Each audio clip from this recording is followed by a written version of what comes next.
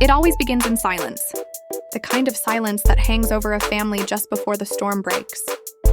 Flagstaff, Arizona, where the sunsets burn gold across the desert, where the mountains stretch their shadows over the quiet suburbs, and where the Brown family pretends everything is fine. To the outside world, they look calm, united, even happy. But behind closed doors, the cracks are widening. On this particular evening, Kody Brown steps in front of the cameras with that carefully crafted smile. The one he's practiced for years, the one that hides more than it reveals. Robyn trails behind him, smoothing her hair, pretending all is well. But Christine, she isn't fooled. She stands apart, arms crossed, lips pressed tight, as if she's been waiting for this moment, stalking the truth for weeks. The family sits together, talking about plans for the future. But Christine notices something different. Kody keeps glancing down at his phone, grinning at messages that make no sense in the middle of their conversation. When she asks about it, he waves her off with some vague excuse about business calls. His eyes don't meet hers. And in that moment, the first seed of suspicion takes root. Later that night, Christine takes out the garbage. A neighbor almost carelessly mentions seeing movers hauling boxes into a house a few blocks away. She swears she saw someone who looked exactly like Kody. Christine laughs politely, but her spine stiffens. Something isn't right. That night, lying in bed, she replays every excuse, every late-night drive, every meeting that never added up. She tells herself she's not paranoid, but deep down she knows something is happening. Days later, when Kody announces he has more business to attend to, Christine doesn't let it slide. She follows him, quietly. Through the winding streets of Flagstaff, she keeps her headlights low, heart pounding as she tails his truck. When he finally stops, she pulls over a few houses away. She watches. She sees him step out, keys in hand, unlocking the door to a home she's never seen before. Inside, lights flicker on. Shadows move across curtains. Kody unloads bags with the ease of a man returning home. And then Christine sees it. Robyn's face, smiling from inside the window as though she already belongs there. Christine's chest tightens. It could be an investment property, she tells herself. Another impulsive purchase. But the way Kody's body relaxes, the way Robyn drifts through those rooms as if they're hers, it feels like something else. Something darker. The next morning, Christine wakes with the nightmare still clinging to her. At breakfast, she notices Robyn humming softly, a brand new necklace dangling at her throat. Elegant. Expensive. A gift that speaks louder than words. When Janelle casually asks where it came from, Robyn hesitates before lying. Christine sees it. That stumble. That crack. And then truth comes tumbling out of the mouth of a child. At dinner, little Solomon looks up innocently and asks, "Daddy, are we going back to the new house tonight?" The room freezes. Silence so thick it feels like glass about to shatter. Kody's face hardens. Robyn glares at him like daggers. Christine swallows her gasp, pretending not to hear. But she knows. The secret is out. There is a new house. And it isn't just a property. It's a home they've been living in. A home she and the others were never meant to discover. Christine doesn't tell Janelle right away. Not yet. She knows her friend is pragmatic, cautious. Proof will matter more than suspicion. But Christine can't stop herself from checking. She drives past the house again. This time she sees children's bikes in the driveway. An SUV she recognizes. Through half-drawn blinds, a framed family portrait of Robyn and her kids already hanging on the wall. Her stomach turns. It's not paranoia. It's betrayal. The days grow heavier. Every word Kody speaks feels like poison. Janelle notices too, though she says nothing. The truth is swelling, pressing, ready to burst. Christine almost blurts it out on camera, but stops. Not yet, she needs more. One night, she returns to the house. Movers are unloading brand new furniture, the kind you buy when you're not just decorating, but building a forever home. Christine sits in her car, trembling. Her face pale, her lips quivering, her eyes wide with disbelief. She whispers into the night, "It's real. He's building a life without us." And if you think this house is the biggest secret Kody has been hiding, you haven't seen what Christine is about to uncover next. Christine is about to uncover next. The family sits in the living room, cameras rolling, tension thick as desert heat. Kody paces, voice booming about unity, loyalty, trust. His arms fly wide, his smile too forced, too desperate. Christine's chest pounds, blood roaring in her ears. She can't listen anymore.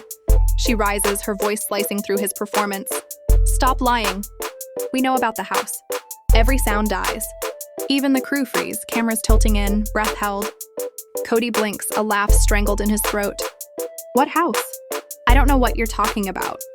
Christine doesn't falter. Her voice is calm, sharp as a blade. The house you bought with our money.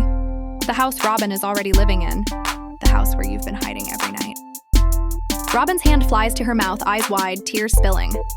Kody's face darkens, fury twisting his features. That's not true. You're poisoning the family with lies. But his voice cracks and the cameras catch it. Once the lie is exposed, it cannot be buried.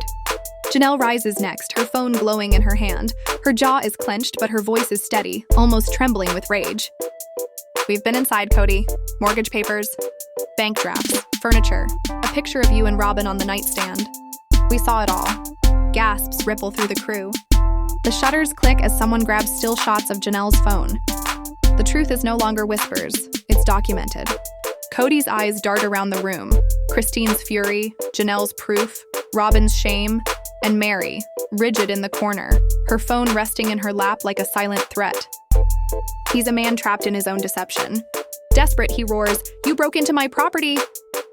Christine steps closer, her fingers stabbing the air, her voice ice cold.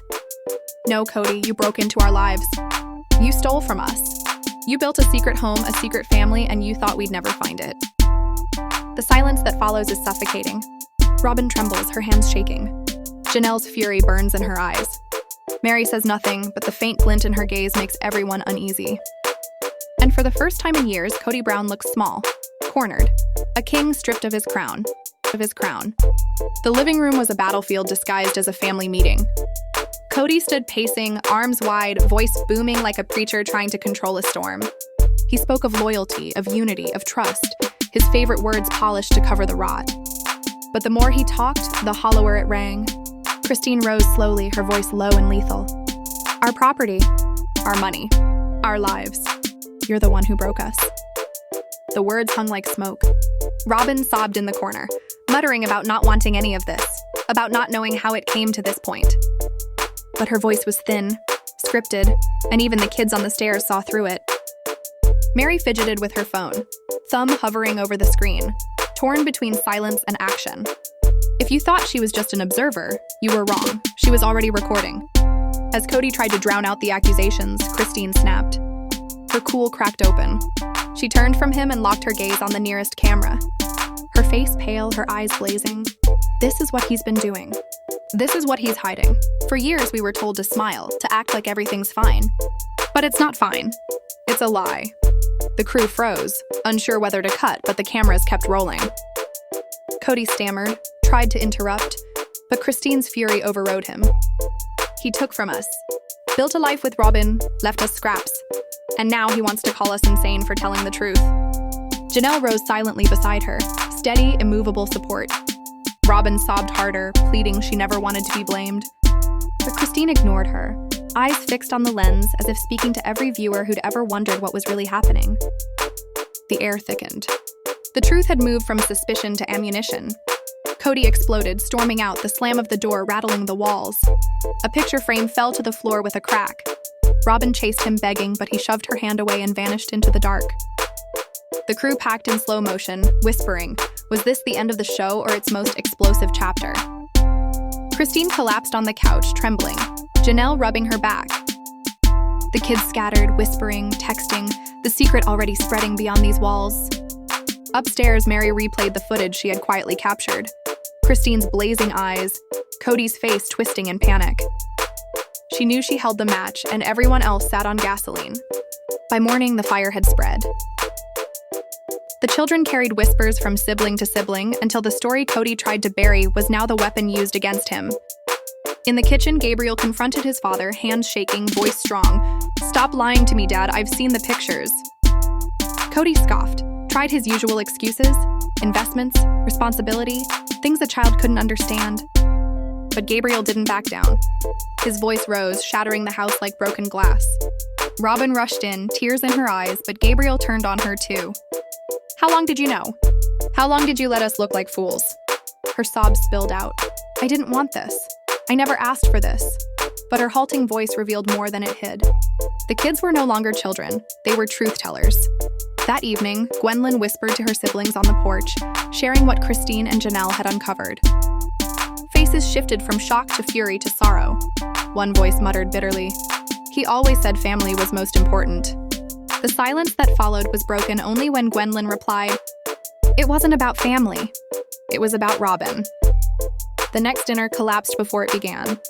Kody crashed in, too loud, too eager, preaching new beginnings. But Gabriel slammed his hand on the table. "Tell them about the house, Dad. Tell the truth." Gasps. Forks clattered. Kody's face turned crimson. He erupted, raging about betrayal, brainwashing, disloyalty.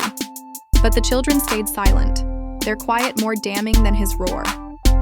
Christine ended it with words sharp enough to cut him in half. "They're not brainwashed. They're not afraid of you anymore." Robyn broke down again, her tears ringing false. Even the crew behind the cameras exchanged glances. This wasn't a reality show anymore. This was the collapse of an empire. Later, in the dead of night, Robyn whispered on the phone to Meri, her voice cracking. "I begged him. I told him I couldn't be temporary anymore. I thought if he gave me a home, it would fix everything." Meri said nothing, only listened, her silence sharper than judgment. She knew she now held dynamite. Across the house, Kody paced like a caged animal, replaying every scowl, every challenge, every child who dared to turn against him. For the first time, anger shared space with fear. Fear that he was losing them. Fear that the story was slipping away. Fear that the show he built was now exposing him as the villain he always accused the others of being.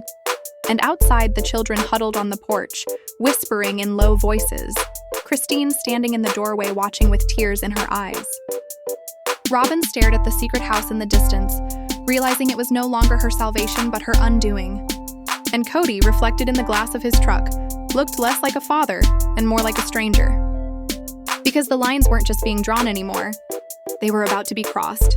The Browns once believed their story was about faith, family, and unity. But tonight, in the quiet heat of Flagstaff, the facade shatters. The living room is crowded, the air pressed thick with unspoken truths. Kody paces like a man clinging to a stage he no longer owns. His voice rises full of slogans polished over years, loyalty, unity, trust. He preaches as though words could glue a broken empire back together. But the faces staring back are not the same as before. Christine's eyes burn with the weight of betrayal long ignored. Janelle sits with folded arms, steady, like someone who has already counted every dollar, every lie. Meri lingers at the edge, sunglasses hiding the storm beneath. Even the children lean forward, no longer wide-eyed followers but judges of the man before them. Christine moves first. She doesn't shout, she doesn't waver. She simply speaks, calm, steady, devastating. "You asked for unity, Kody, but you sold it when you bought that house in Robyn's name. You asked for loyalty, but you only ever gave it to her." The room freezes. Kody opens his mouth, but no defense comes.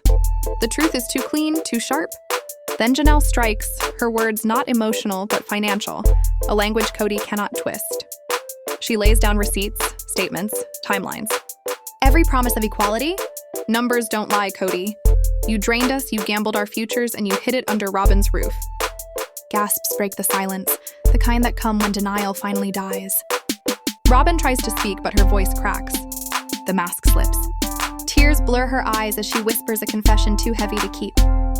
"He told me it was for us, for me and my kids. I begged him not to, but he said the others would never understand. He made me carry the secret." Her sobs echo through the room, not as absolution, but as proof. Meri doesn't cry. She doesn't even raise her voice. She simply pulls out her phone, presses play, and lets Kody's own voice fill the room. A recording raw and unedited. "Robyn is my future. The rest will fade if they can't keep up." The words land like bullets, one by one, until silence is the only sound left. And then something shifts. The children, who once looked at their father as a leader, now see him as a man stripped bare. Some turn to Christine, some to Janelle, even a few to Meri. None to Kody. His empire of loyalty crumbles in real time. But the final blow doesn't come from a wife. It comes from outside. TLC producers, pale and shaken, reveal footage never meant to air. Hidden contracts. A secret home. Paper trails buried under years of editing. For the first time, even the show that built him turns against him. Kody sits in the wreckage, surrounded by the ruins of his own making. The wives united not in jealousy, but in truth. The children no longer his audience, but his jury. And the cameras, always the cameras, rolling on the downfall of the man who once claimed to be untouchable. The Brown story began as a dream. Tonight, it ends as a warning. It ends as a warning.